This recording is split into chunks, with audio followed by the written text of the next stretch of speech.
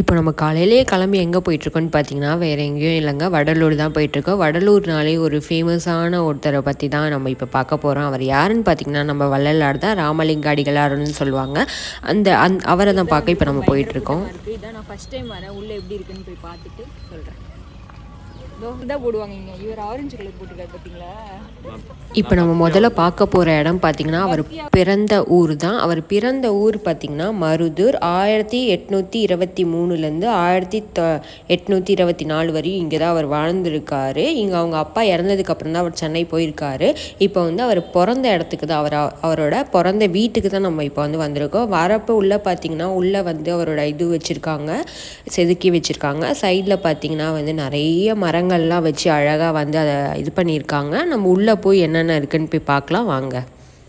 உள்ளே போனதுக்கப்புறம் பார்த்திங்கன்னா, மேலே வந்து அவரோட ஹிஸ்ட்ரி பற்றின எல்லாமே வந்து அங்கே வந்து அழகாக புகைப்படமாக வந்து வரைஞ்சி வச்சுருக்காங்க. எந்தெந்த இடத்துல என்னென்ன பண்ணிகிட்டு இருந்தார், யார்கிட்ட என்னென்ன அசிங்கப்பட்டார், அப்புறம் அவர் எப்படி வந்து படித்தார், எதுக்கு வந்து அவருக்கு படிப்பு வரல அப்படின்ற மாதிரி கதைகள் எல்லாமே வச்சுருக்காங்க. இவருக்கு வந்து 3 அண்ணன்கள் வேறு இருக்காங்க, ஒரு அக்கா இருக்காங்க. லாஸ்ட்டு தான் இவர் வந்து பிறந்திருக்காரு.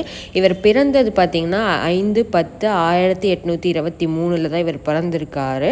இவர் எங்கே பிறந்தாருன்னு பார்த்தீங்கன்னா, மருதூரில், கடலூர் மாவட்டத்தில் தான் இவர் பிறந்திருக்காரு. அப்படியே பார்த்திங்கன்னா, இது சுற்றி பார்த்திங்கன்னா அவரோட படங்கள் தான் எல்லாமே வந்து வரைஞ்சி வச்சுருக்காங்க. நடுவில் பார்த்திங்கன்னா ஒரு தீபம் எரிஞ்சிட்டு நம்ம ஒளி வழிபாடு தான் ஆக்சுவலி பார்த்திங்கன்னா வந்து நம்ம ராமலிங்கர் அடிகள் ஆடுது. அதாவது என்ன சொல்வார்னா, வாடிய பயிரை கண்ட போதெல்லாம் வாடினேன் அப்படின்னு ஒரு பாடு இருக்குது. அந்த பாடல் பார்த்திங்கன்னா வந்து ராமலிங்கர் அடிகளார் தான் எழுதியிருந்தார். அதை வந்து இப்போ நம்ம இங்கே வச்சுருக்காங்கல்ல, அதுக்கு கீழே தான் வந்து ஆக்சுவலி அந்த இடத்துல தான் அவர் வந்து படித்தார் அப்படின்ற மாதிரி சொல்கிறாங்க. இது வந்து அவரோட வீடு. இது வந்து 5 அடிக்கு மேலே வந்து ஏற்றிருக்காங்க நல்லா. இப்போ வந்து அவர் பிறந்த அந்த வீட்டுக்கு தான் நம்ம இப்போ போயிட்டுருக்கோம். இது பார்த்திங்கன்னா ஒரு குட்டி படிக்கட் மாதிரி போயிட்டுருக்கு. அது உள்ளே தான் நம்ம இறங்கி உள்ளே போனோம்.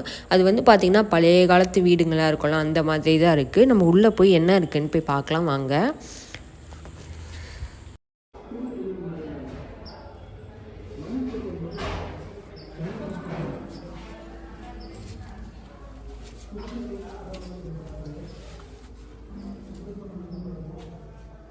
இங்கே பார்த்தீங்கன்னா அவங்க அப்பா அம்மாவோட சிலையும் அவரோட சிலை, அதுக்கப்புறம் அவர் சின்ன வயசில் இருக்கிற அந்த ஒரு சிலை மாதிரி இங்கே வந்து அழகாக வடிவமைச்சிருக்காங்க. இந்த இடத்துல வந்து நம்ம உட்காந்து மெடிடேஷன் கொஞ்சம் நேரம் பண்ணிட்டு போகலாம். நல்லா பாசிட்டிவ் எனர்ஜியாக இருக்கும். நீங்கள் வந்து அந்த ஒளிக்கு ஏற்ற மாதிரி அந்த ஒளியை பார்த்துக்கிட்டே நீங்கள் வந்து மெடிடேஷன் பண்ணலாம். இங்கே சைடில் பார்த்தீங்கன்னா நிறைய பேர் வந்து மெடிடேஷன் பண்ணிகிட்டு இருப்பாங்க. அதுக்கப்புறம் பார்த்தீங்கன்னா அப்படியே மேலே ஏறி வந்தீங்கன்னா, இங்கே வந்து என்ன பார்த்தீங்கன்னா, வரவங்களுக்கு வந்து வயிறு நிறைய சாப்பாடு போட்டு அனுப்பணும் அப்படின்ற கான்செப்ட் தான் வந்து ராமலிங்கர் அடிகளாரோடது. அதே வந்தவங்களுக்கு வந்து முதல்ல வந்து வயிறார சாப்பாடு போடணும்ன்ட்டு இங்கே பார்த்தீங்கன்னா தினைக்குமே இங்கே வந்து சாப்பாடு போட்டுட்ருப்பாங்க. வந்து நிறைய பேர் வந்து சாப்பிட்டுட்டும் இந்த இடத்துலேருந்து போயிட்டுருக்காங்க. அது நம்ம வாழ்க்கையில் சாப்பாடுன்றது ரொம்ப முக்கியங்க. அது வந்து இங்கே வந்து எல்லாருமே வந்து அதை நல்லபடியாக எல்லாருக்கும் வயிறார சாப்பாடு போட்டுட்ருக்காங்க. அதை வந்து இன்னமும் ஃபாலோ பண்ணிகிட்ருக்காங்க ஆக்சுவலி. அடுத்து நம்ம வந்திருக்க இடம் பார்த்திங்கன்னா, இங்கே தான் உட்காந்து அவர் வந்து 6 திருமுறை எழுதிய இடம் வந்து இங்கே தான் உட்காந்து அவர் வந்து புத்தகம் எழுதினார். எந்த இடத்துல எழுதினாருன்னு பார்த்தீங்கன்னா ஃப்ரண்ட்டில். ஆக்சுவலி இங்கே வந்து பார்த்திங்கன்னா ஒரு கதையே நடந்திருக்கு. என்னன்னு பார்த்தீங்கன்னா, அவருக்கு வந்து எப்பயுமே விளக்கேற்றி வைக்கிற அம்மா வந்து அன்றைக்கி வந்து ஏதோ மேரேஜ் விஷயமாக வெளியே போயிருந்திருக்காங்க. அப்போ வந்து புது விளக்கு வாங்கி வச்சுருக்காங்க. அது வாங்கி வச்ச விளக்கில் வந்து தண்ணீர் ஊற்றி நிரப்பி வச்சுருக்காங்க. அவர் வந்து அதை எண்ணெய்ன்னு நினச்சிட்டு தண்ணீரில் வந்து விளக்கேற்றிருக்காரு. அது வந்து நிகழ்ந்த இடம் இந்த இடம் தான். இந்த இடம் பார்த்திங்கன்னா அவரோட ஃபோட்டோவில் பார்த்திங்கன்னா இந்த இடத்துல மட்டும்தான் அவர் மீசை வச்சு ஒரு ஃபோட்டோ வச்சுருக்காங்க. இதை நான் ஃபஸ்ட் டைம் அவர் மீசை வச்சு ராமலிங்கர் அடிகளாரை வந்து நான் பார்க்குறது. இந்த உள்ளே தான் வந்து அவர் வந்து உட்காந்து புத்தகம் எழுதியது. அந்த இடத்துல வந்து ஜோதி வச்சு அழகாக வந்து அந்த இடத்த ப்ரேயர் பண்ணிகிட்ருக்காங்க. அடுத்து நம்ம வந்திருக்க இடம் பார்த்தீங்கன்னா கல்பெட். இங்கே என்ன விசேஷம்னு பார்த்தீங்கன்னா, இங்கே வந்து அவரோட தொண்டர் ஒருத்தர் இங்கே தான் வந்து இருந்திருக்காரு. அவருக்கு 3 அடியார் வந்து இங்கே வந்து இருக்காங்க. அவங்களோட சமாதி தான் ஆக்சுவலி இந்த இடம் பார்த்தீங்கன்னா.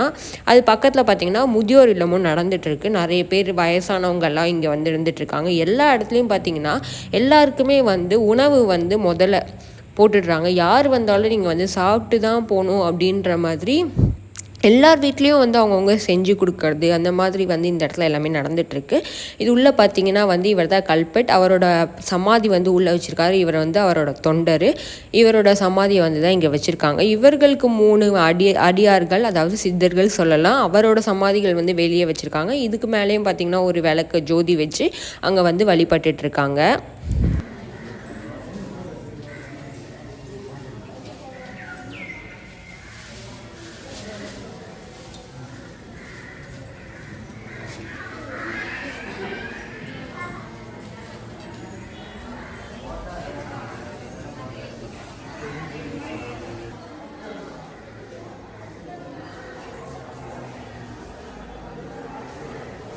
மக்களும் வந்து இங்கே கூட்டமாக வந்து தரிசனம் பண்ணிட்டு போயிட்டுருக்காங்க. நிறைய கூட்டங்கள் வருது, தரிசனம் பண்ணிட்டு போகிறாங்க. எல்லாருக்குமே இங்கே வந்து ஒரு பெரிய நம்பிக்கையே இருக்குது வள்ளலாரை பற்றி.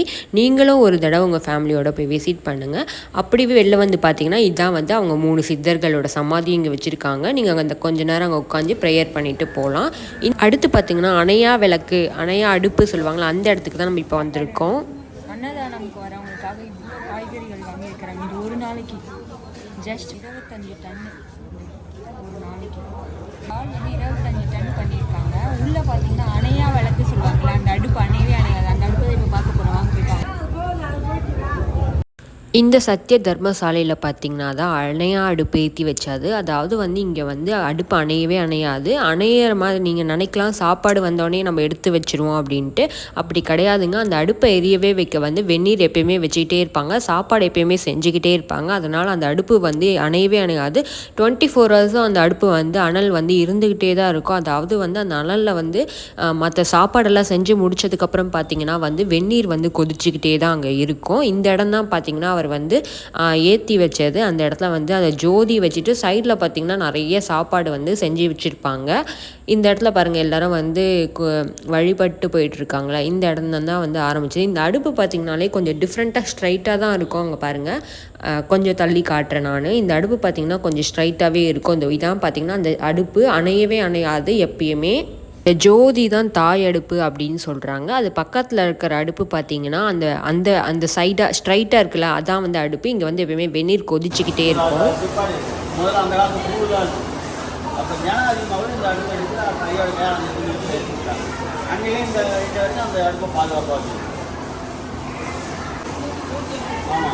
மே மாதம் 23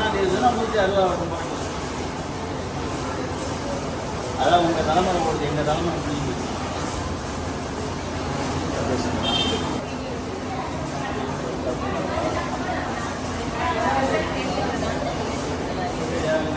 கொஞ்சம் நாய்ஸ் அதிகமாக இருக்கும். அது சாரிங்க, எனக்கு தெரியல. ஏன்னா நிறைய கூட்டம் வர்றதுனால பார்த்திங்கன்னா வந்து நாய்ஸ் கொஞ்சம் அதிகமாக தான் இருக்குது. இங்கே தான் வந்து அணையா அடுப்பு அப்படின்றது வந்து ஏற்றி வச்சது.